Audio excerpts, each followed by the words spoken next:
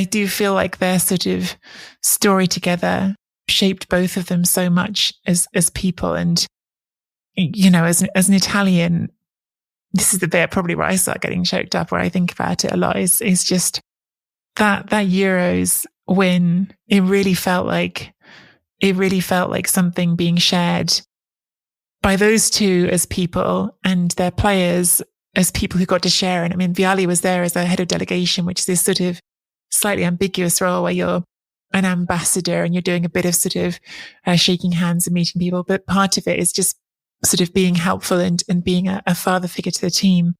But I really felt like, and this calls back a bit to one of the things we talked about during the World Cup podcast, Mina, when we talked about the Morocco team and the mothers there. I think that there was something so universal about that story with Mancini and Vialli, that thing of, you know what, when you're doing something that you love with your best friend and it's just fun. That was what I felt during that Euros. That was what sort of touched me the most, I think. And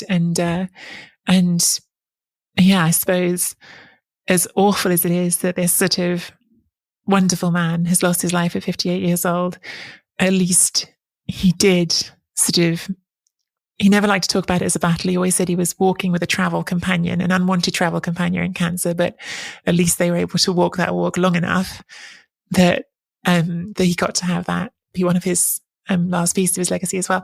I'm sorry, Mina, I'm starting to cry, and I think I'm making you cry as well, and I'm sorry. It's just going to be that sort of show.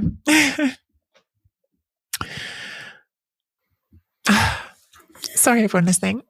It's hard to talk about things sometimes.